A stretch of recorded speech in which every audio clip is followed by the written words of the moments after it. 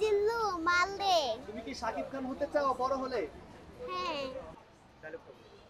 ওই চিল্লু মাল দে, মানে ডায়লগটা ছিল দুর্দান্ত। হলে না গেলে সিনেমাটা বুঝবেন না। আমার কাছে খুব ভালো লেগেছে। আমার কাছে খুব অসাধারণ লেগেছে এবং আমার যে অন্যান্য যে মুভিগুলো ছিল সাকিব খানের, আমার মনে হচ্ছে যে অন্যান্য মুভির তুলনায় এই মুভিটা খুবই মানে অন্যতম তার ক্যারিয়ার সেরা একটা মুভি বলা যেতে পারে। এবং এখানে যে মুভির যে গল্পের প্যাটার্ন ছিল, টুইস্ট ছিল, ও খুবই অসাধারণ ছিল এবং প্রতিটা ক্যারেক্টার খুবই অসাধারণ ছিল। বরবাদ ছবিতে 10-এ কত দিবেন? আমি তো 10-এ 10 দেবো। মুভির যে মানে পরিচালক তার জন্য খুবই আলাদাভাবে প্রশংসা করতে হয়। মুভির যে বিজিএম গুলো ছিল, পুরো গল্পটা ছিল খুবই অসাধারণ ছিল। তো শাকিব খানের কোন ডায়লগটি আপনার কাছে বেশি পছন্দ লেগেছে?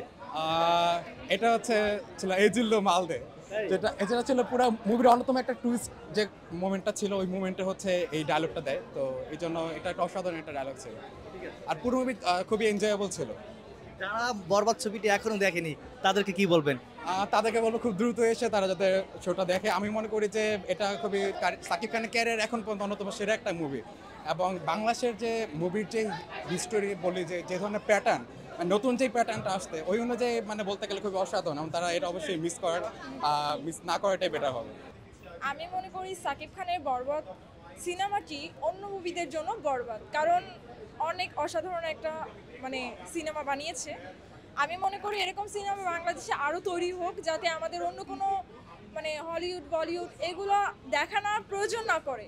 যে আমরা সবসময় চিন্তা করি যে সিনেমা হলে কী মুভি এসেছে, কিন্তু আমরা বাংলা সিনেমা সবসময় এড়িয়ে যাই। তো আমি মনে করি বরবাদের মতো সিনেমা যদি বাংলাদেশে এরকম আসতে থাকে তাহলে আমাদের অন্য কোনো সিনেমা দেখার প্রয়োজন হবেই না।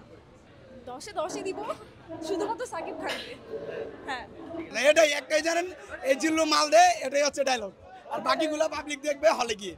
এরকম ছবি কি আপনারা আরো চাচ্ছেন?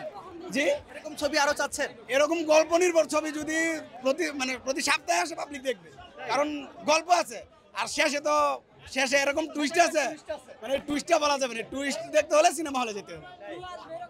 আলাদা আলাদা, আপনি প্রত্যেকটা ইন্ডাস্ট্রিকে মিলাইতে পারবেন না। বলিউড এক জিনিস, টলিউড এক জিনিস, আমাদের ঢালিউড আরেক জিনিস। সো আমাদের এই বাংলাদেশের মুভির গ্রেড বা মানে এখন যেটা ছিল আগে, এটা কিন্তু এখন প্রতিনিয়ত আপডেট হচ্ছে। আর আমার কাছে লাগে যে প্রতি বছরের ঈদের থেকে এই বছরের ঈদে সবচেয়ে বেস্ট মুভি আমরা পাচ্ছি। এর মধ্যে আমার কাছে লাগছে বরবাদ, আমি অলরেডি বরবাদ দেখেছি, এরপরে বাকি মুভিগুলো দেখবো। আর আমার মনে হচ্ছে না কোনো দিক দিয়ে বরবাদের কাছেও কেউ যেতে পারবে। ধন্যবাদ।